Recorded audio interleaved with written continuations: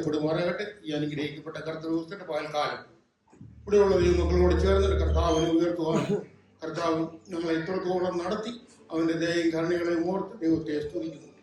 Greetings to you all in the precious name for Lord and Savior Jesus Christ. Thanking the Lord for giving us another opportunity and thanking the Lord for all the goodness that He has done with us and with our family.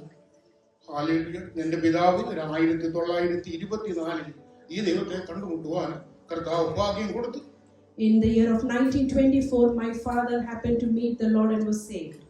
അതേ അന്നത്തെ കാലത്ത് പെന്തക്കോസ്തുകാരെന്ന് പറയുന്നത് ദൈവമക്കള് ദൈവത്തിനെ അന്വേഷിച്ചിറങ്ങിയവരെ ദൈവത്തെ കർത്താവ് നാട്ടുകാരൊക്കെയും വളരെ പ്രതികൂലം ഉണ്ടായിരുന്ന ഒരു സാഹചര്യത്തിലാണ് എൻ്റെ പിതാവ് ദൈവത്തെ കണ്ടുമുട്ടുവാനിടയായത്.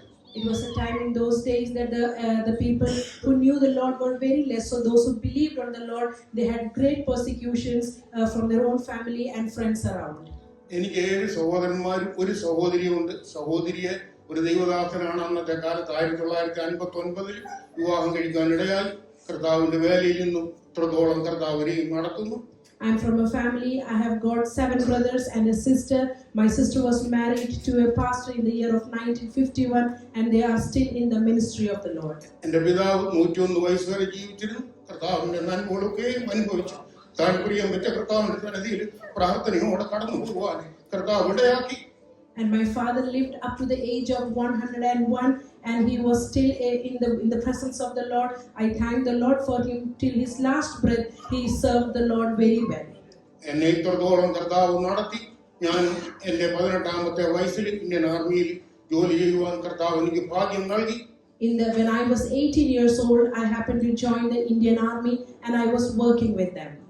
1971 ഡിസംബർ മാസം 3-ാം തീയതി അതേ ഞങ്ങള് യുദ്ധത്തിനായി കടന്നുപോയി. വാർ ഡിക്ലെയർ ആയി സാംബർ സെക്ടറിലായിരിക്കുമ്പോൾ In the year of 1971, December 3, it happened that there was an outbreak of a war and I was involved as a team. We had to go for the war.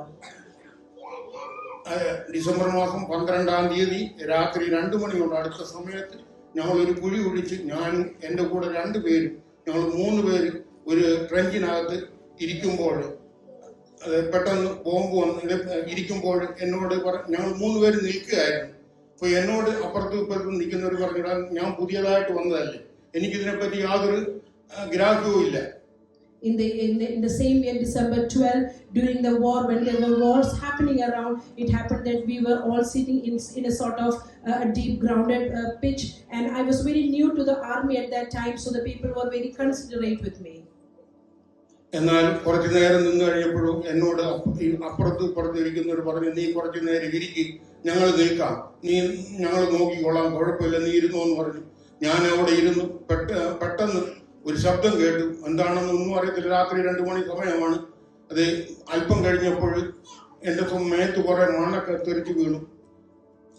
And that time when during this has happened in the early morning, 2 o'clock, the people who were with me, they told me, because you are new, you can sit down for a while. And within few minutes, I could just hear some sounds and I could see some mud falling all over me. I did not know what has happened. എൻ്റെ അടുത്തും വലത്തും ഇരുന്ന 2 പേര് മരിച്ചുപോയി. എന്നാൽ ദൈവം എന്നെ അവിടെ ക്ഷേമത്തോടെ പരിപാലിച്ചു. I mean, at that time when that has happened, it sounded like it was a blast, and the people who were with me on my right and my left, they passed away, they died, but the Lord protected me in that place, in that situation. അതെ, അന്ന് രാത്രിയിൽ നേരം വെളുത്തപ്പോൾ 42 dead ബോഡിയാണ് ഞങ്ങളുടെ കൂടെ ഉണ്ടായിരുന്നത്. 42 പേര് മരിച്ചുപോയി. എന്നാൽ ദൈവം എന്നെ ക്ഷേമത്തോടെ പരിപാലിച്ചു. അവരുടെ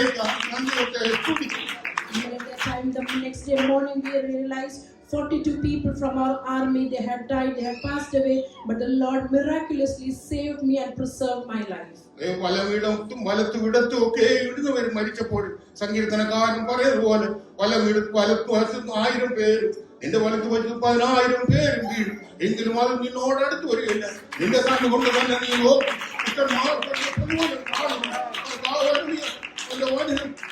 സാധ്യമാകുവാൻ കർത്താവ് ഇടയാക്കിയതിനായി സ്തോത്രം ചെയ്യും. I mean, at that time, I remember the people who were on my right and my left when they passed away. When so many people died, as the Bible says, there might be thousands on your right and 10,000s on your left side, but the evil will not touch you. The Lord will preserve your soul. അങ്ങനെ തുടർന്ന് ഞങ്ങൾ അവിടെ നിന്ന് ഹൈദരാബാദിലേക്ക് വന്നു. വളരെ 18 വർഷം അവിടെ സേവനം ചെയ്യുവാൻ കർത്താവ് എനിക്ക് ഭാഗ്യം നൽകി. അതിൻ്റെ ഇടയ്ക്ക് പിന്നെയും പല പ്രതികൂലങ്ങളും കടന്നു വന്നെങ്കിലും കർത്താവ് കൈവിടാതെ ഞങ്ങൾ ക്ഷേമത്തോടെ കർത്താവ് സൂക്ഷിച്ച് അവന്റെ ഒരു അനർത്ഥവും വരാതെ എന്നെ ക്ഷേമത്തോടെ കർത്താവ് ഭവനത്തിൽ മടക്കി വരുത്തിയല്ലോ. അതിനായി നന്ദി പറയുന്നു. And I thank the Lord. After that mission, I went back to another state in South India called Hyderabad, and we stayed there as a family for nearly 18 years. The Lord provided for my family, the Lord cared for us, and the Lord brought us so far so good. എന്റെ service തീരുന്നതിന് മുന്നേ എന്റെ വീട്ടിൽ നിന്ന് എന്റെ പിതാവിന്റെ letter വന്ന്, നിന്റെ മക്കളെ നോക്കണമെങ്കിൽ അവര് ദൈവസന്നിധിയിൽ ഇല്ല, അവര് കടന്നു പോകുന്ന വഴികൾ ശരിയല്ല, അതുകൊണ്ട് നിനക്ക് വേണമെങ്കിൽ വന്ന് നിന്റെ മക്കളെ നോക്കണം. അധ്വാനിക്ക് നമ്മുടെ തലമുറ തെറ്റിപ്പോയാൽ നീ ഇതൊന്നും ഉണ്ടാക്കിക്കൊണ്ട് ഒരു കാര്യവുമില്ല, അതുകൊണ്ട് നീ അതിന് വേണ്ട ക്രമീകരണങ്ങൾ ചെയ്യണമെന്ന് എന്നോട് പറയുണ്ടായി. At that time, I received a letter from my father saying that because you are away from your family, your children are with us, they don't seem to walk in the ways of the Lord. So if you need them to walk in the ways of the Lord, you need to return home, take care of your children. ഭക്തൻ പറഞ്ഞതുപോലെ എന്റെ മക്കൾ വിശ്വാസത്തിൽ നിലനിൽക്കുന്നതിൽ വലിയ സന്തോഷം. എനിക്ക് ഒന്നും പറയുവാനില്ല. കർത്താവ് ക്ഷേമത്തോടെ എന്റെ മക്കളെ 3 പേരെ അവിടെ ഉണങ്ങളായി പരിപാലിക്കുന്നു. അവന്റെ ദയയ്ക്കും കരുണയ്ക്കുമായി ഞങ്ങൾ നന്ദി പറയുന്നു. Amen. And I came back and I took care of my family. The Lord provided everything for us. My children, they were brought up in the fear of the Lord, and the Lord supported us wherever we were. അത്യുന്നതന്റെ മറവിൽ വസിക്കുകയും സർവശക്തന്റെ നിഴലിൻ കീഴിൽ പാർക്കുകയും ചെയ്യുന്നു. യഹോവയെ കുറിച്ച് അവന്റെ സങ്കേതവും കോട്ടയും ഞാൻ ആശ്രയിക്കുന്ന എന്റെ ദൈവം എന്ന് പറയുന്ന പ്രകാരം ഞങ്ങളുടെ ആശ്രയത്താനും ഉടമസ്ഥനും കർത്താവ് തന്നെയാകയാൽ ഞങ്ങൾ അങ്ങയെ വാഴ്ത്തുന്നു, സ്തുതിക്കുന്നു. Amen. As the Psalms 91 says that I will take refuge in the Lord, and He is my hiding tower. In the same way, wherever we went, we were in the shelter of the Most Holy God. എന്റെ മക്കൾ 3 പേരുണ്ട്. 3 പേരും അത് 3 ആൺപിള്ളേരാണ്. 3 പേരും ദൈവത്തെ സേവിച്ച് അത് അനുഗ്രഹിക്കപ്പെട്ടവരായി. അത് മോൻസി കൂടെ ഞങ്ങളോട് കൂടെ ആയിരിക്കുന്നു. 2ാമത്തെ മകൻ അമേരിക്കയുടെ പ്രദേശത്തായിരിക്കുന്നു. അങ്ങനെ ഞങ്ങളെ കർത്താവ് ജയോത്സവമായി നടത്തി. പ്രതികൂലങ്ങളൊക്കെയും പിന്നെയും കടന്നു വന്നെങ്കിലും കാലടിയാകാതെ നിൽപ്പാൻ കർത്താവ് സഹായിക്കുന്നു. Amen. The Lord had blessed us with 3 sons. They are all one of my son is in America, one is back in India, and Monster and family. They are all here. The Lord has been helping them to live in the fear of the Lord and be blessed of the Lord. 1983 ഞാൻ മിസോറാമിലായിരിക്കുമ്പോൾ canteen എൻസിയുമായിട്ട് സേവനം അനുഷ്ഠിക്കുമ്പോൾ ഒരു November മാസത്തിൽ ഒരു ഹെലികോപ്റ്ററോട് അഭിചാരിതമായ വരുവാനിടയായി. And also again in the year of 1993, when I was still working in that camp, I could see at that time when a helipad landed over there. അതിൽ 5 പേരുണ്ടായിരുന്നു. എന്നോട് പറഞ്ഞ് ക്യാൻറ്റീൻ്റെ ഡിമാൻഡുമായിട്ട് സിൽച്ചാറിൽ പോകണം, അതുകൊണ്ട് നീ പോയി റെഡിയായി പോ, പെട്ടെന്ന് പോകണമെന്ന് പറഞ്ഞു. ഞാൻ റൂമിൽ വന്ന് ബെഡെല്ലാം കെട്ടിവെച്ചു. ഇറങ്ങിയപ്പോൾ എന്നോട് മിസ് ബോയ് പറഞ്ഞു, സാറേ ആഹാരം എല്ലാം റെഡി ആയിട്ടുണ്ട്, ഉച്ചയ്ക്ക് അടിച്ചിട്ട് പോക്കാളോ എന്ന് പറഞ്ഞു. At that time, because of as a decision of the canteen team, because I was required in another place, they asked me to pack up my bag. I was getting ready, but one person told me, "Do you mind having some food and then you can take your journey?" അങ്ങനെ ഞാൻ ഭക്ഷണം കഴിച്ചുകൊണ്ടിരിക്കുമ്പോൾ ആ വന്ന helicopter മടങ്ങിപ്പോയി. എന്നെ ഓഫീസിൽ വിളിപ്പിച്ചു. എന്റെ കമാൻഡിംഗ് ഓഫീസർ എന്നെ ഒരുപാട് ഇത് ചെയ്തു, നാളെ എന്നെ മാർക്ക് ചെയ്ത് എന്റെ വീതി എടുക്കുമെന്നൊക്കെ എന്നോട് പറഞ്ഞു. And at that time, because I did not join that team immediately, the team who came, they did not take me and they went back. They complained it to my higher officer and he said, "It is a bad mark on you that you took time to go with the team." അതെ, മണിക്കൂറുകൾക്ക് ശേഷം ഒരു message വരുന്നുണ്ട്. ആ പോയ ഹെലികോപ്റ്ററോടെ ക്രാഷായി 5 പേരും അതിൽ കരിഞ്ഞു പോയി. എവിടെയാണെന്ന് അറിയത്തില്ല. പിറ്റേന്ന് 2 ദിവസം കഴിഞ്ഞാണ് അതിന്റെ ബോഡികളൊക്കെ കണ്ടു കിട്ടുന്നത്. അവിടെ അതിൽ 6ാമനായി ഞാൻ പോകേണ്ടതായിരുന്നു. എന്നാൽ എന്റെ ദൈവം എന്നെ അവിടെ പരിപാലിച്ചു.